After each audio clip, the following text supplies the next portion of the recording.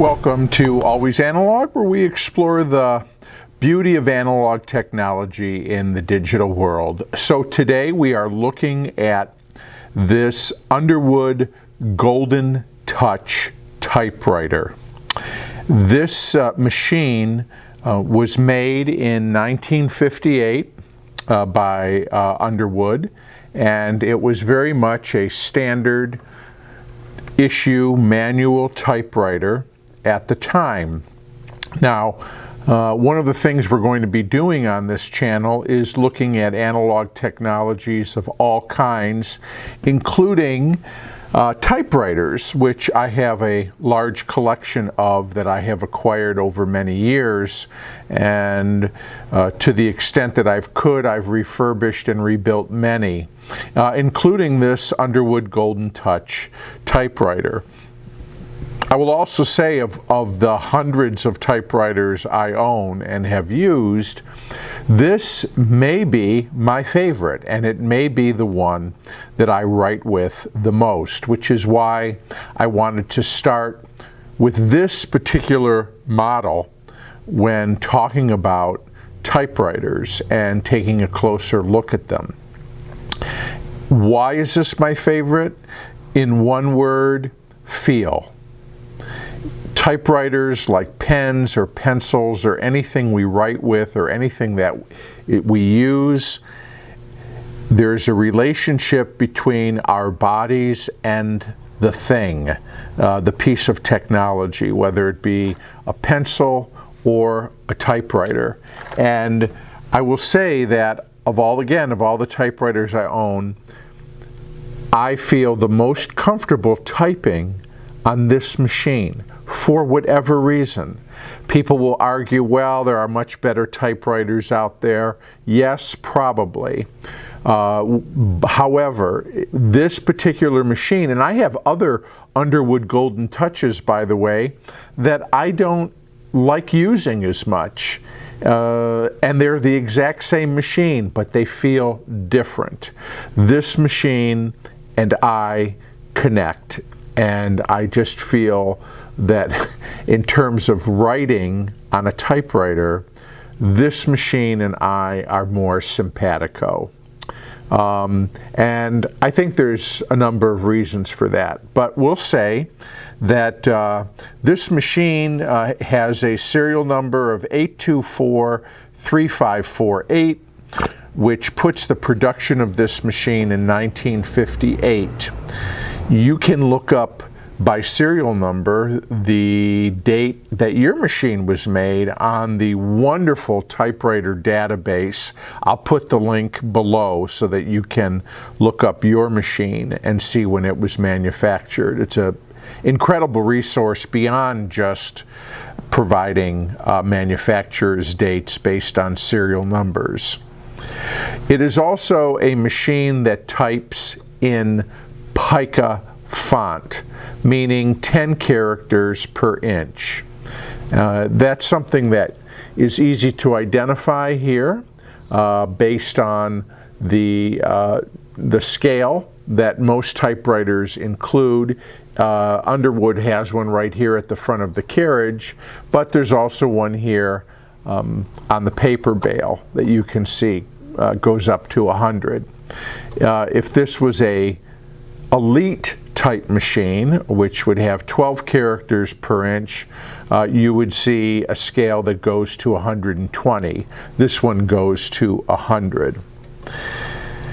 These are the original keys that came with the machine. Other Underwood Golden Touch machines have green keys, or a combination of green and ivory colored keys. This one has gray keys. Let's take a look at the exterior of the machine.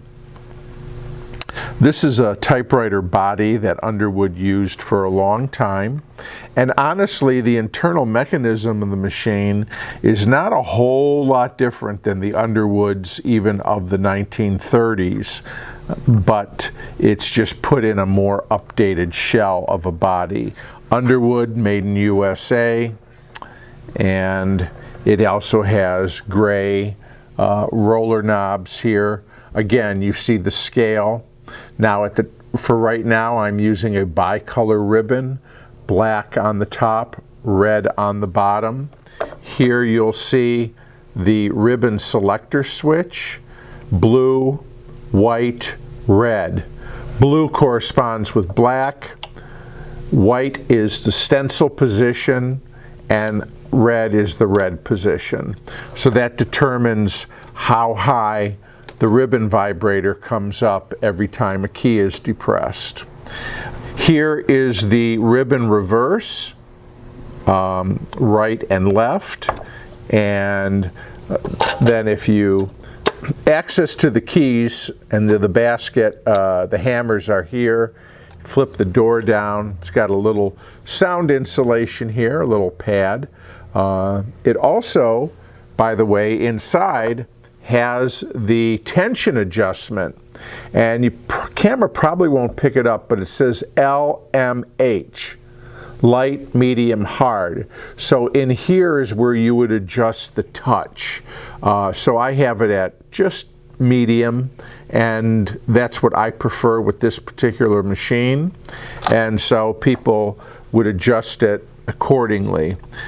I know I've talked to a lot of people over the years who were in junior high school or high school during this period of the late 50s and early 60s. Many of them learned to type on Underwood machines of this type. Looking up here, we see a lot of other features. Here is the space selector, 1, 2, 3, single, double, triple, spaced.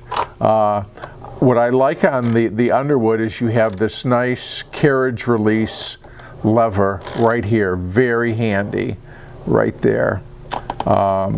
This is to release the platen so that if you are using the typewriter for form, you can adjust your platen and your typing position. This releases the tension on the platen on the lower part, so if you wanted to pull your paper out or adjust it horizontally and vertically, you could do that as well by using the paper release lever. This, of course, is your line advancer here.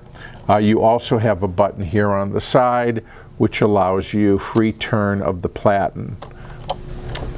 The machine actually requires fairly little maintenance. Once I had it, when I bought the machine, of course, like so many typewriters you find, they were left uncovered. They were just caked with dust and eraser crumbs and hadn't been used for a long time, so they needed a good cleaning and just a very light lubricating to get them back in service. This machine was no exception. Here, by the way, is these two little doors open up and allow you access to change the ribbon. So you find your ribbon spools here, and then they just snap closed and they keep them concealed. So it's I don't know if the camera will pick up the true color. It is sort of a drab, when drab I mean non-glossy or matte finish, beige, taupe kind of color. You have the Underwood Golden Touch here, Underwood, and at the time the Underwood logo was all lowercase words, Underwood Golden Touch, in gold here.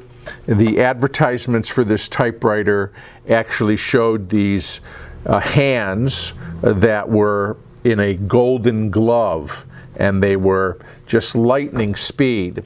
The part of the marketing for this machine was that its touch was engineered in such a way that it required less pressure for the fingers, less fatigue. You could be typing on this typewriter all day long and not, wear your fingers out.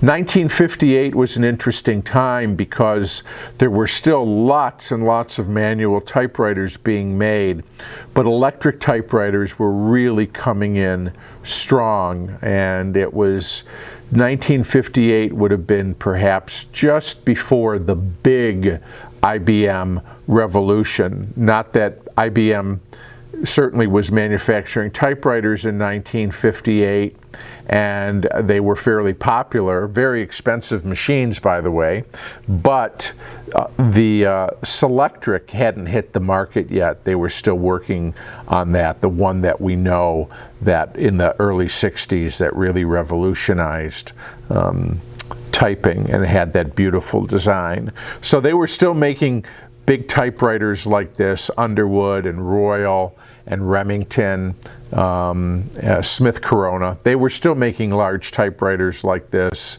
for the American market. And for a lot of people who worked in offices, this was the typewriter you used. What I love about this is that, like all manual typewriters, it requires no power, no battery to charge, no electrical outlet to find and plug in. This is simply powered by the strength of our hands. And I will say that this typewriter, in comparison to others, is really easy. It is easy to type on. The touch is quite light, even though I have it set on more of a medium tension. Overall, in comparison to other typewriters, it does have a lighter touch. You can see too that this is a basket shift style, and for the most part, most typewriters, especially standards like standard manuals like this, by the 50s had gotten away from a carriage shift and were using basket shifts. Certainly made it easier to type with and to shift. So this is the machine, the Underwood Golden Touch. We'll come back and do a little typing on it. Let's put a piece of paper here in our Underwood Golden Touch from 1958, and here we'll say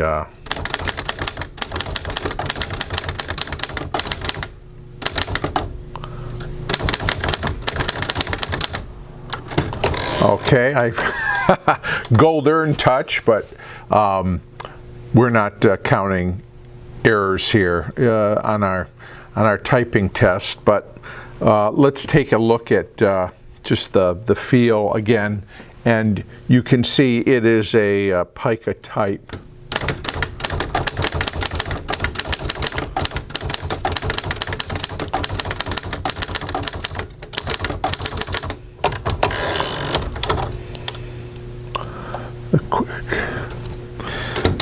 Now is the time for all good men to come to the aid of their country. Whoop. Okay.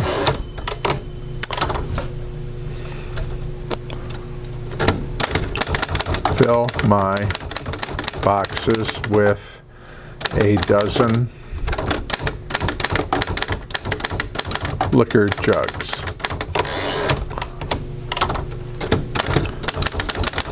Dorothy Parker.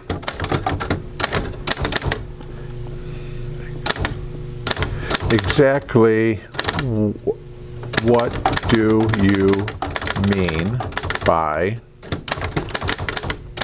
guts?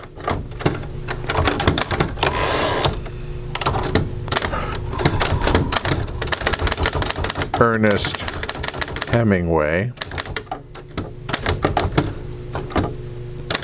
I mean grace under pressure.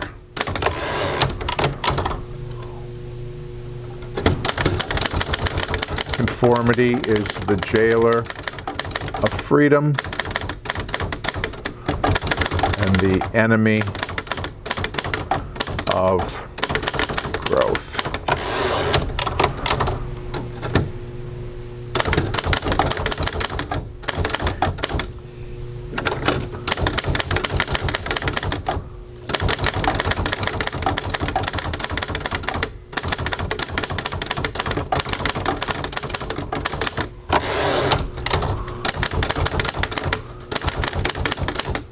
The more we elaborate our means of communication, the less we communicate. Very nice. Again,